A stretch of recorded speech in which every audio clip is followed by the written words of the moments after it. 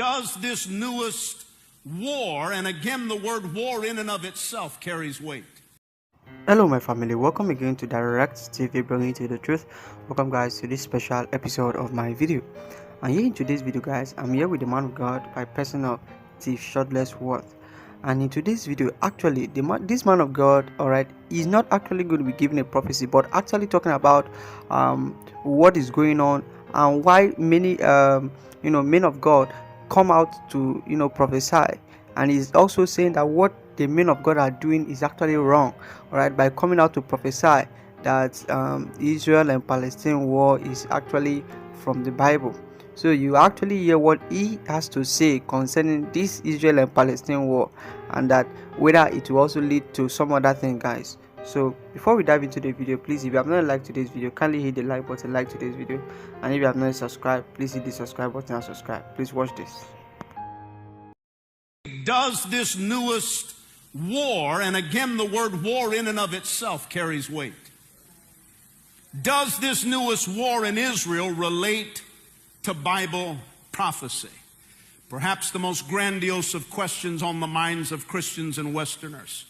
In my 4 decades of ministry, and in your life as well, I have witnessed that every time there is a conflict in the Middle East or around Israel, people quickly panic and fearfully proclaim, this must be the end. And social media lights up with what is oftentimes called clickbait.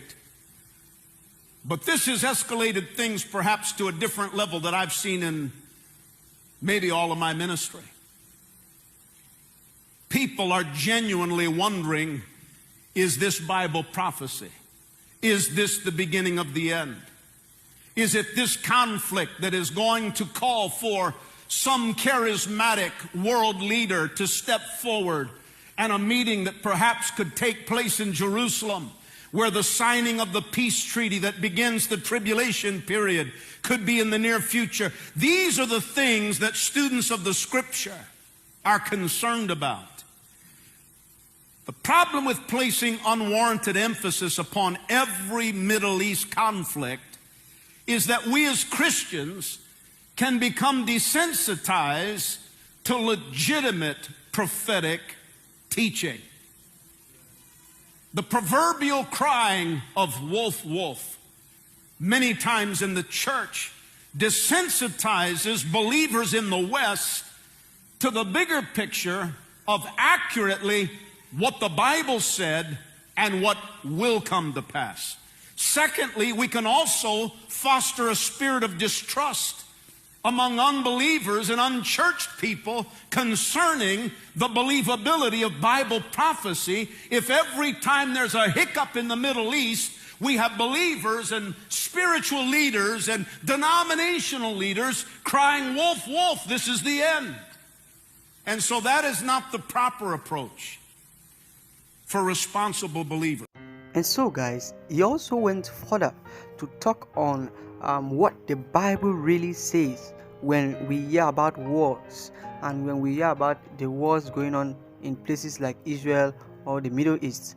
So he's actually going to be exposing just something he has said. I hope you have actually listened about the pastors and denominational leaders coming out to prophesy. I'll talk about that in the last video, but please watch this and I'll be right back immediately after this video.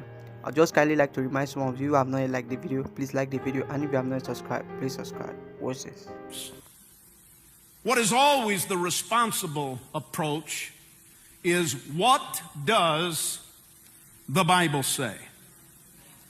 Not our opinions, not what are the denominational dogmas that are being woven through the geopolitical concerns, but what does the Bible say?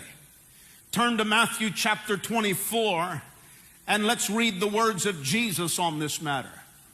In Matthew chapter 24, verses 6 through 8, Jesus said, "And you will hear of wars and threats of wars, but don't panic." Pause right there. Run a highlighter through that.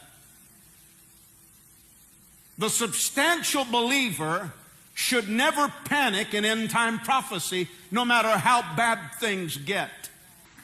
You will hear of wars and threats of wars, but don't panic. Yes, these things must take place, but the end won't follow immediately. Did you hear the words of Jesus? Wars and rumors of wars do not result in immediate prophetic events. Alright, my family, there you have it with that man of God as he actually shares his own thoughts concerning what he thinks about the Israel and the Palestine war. So guys, don't immediately just attack him or say something bad concerning some of the things he shared. I agree with him in some of the things he shared, alright, in this his video today, but that doesn't mean other men of God are not right, because the revelation that he has was not the same revelation that other prophets or pastors has.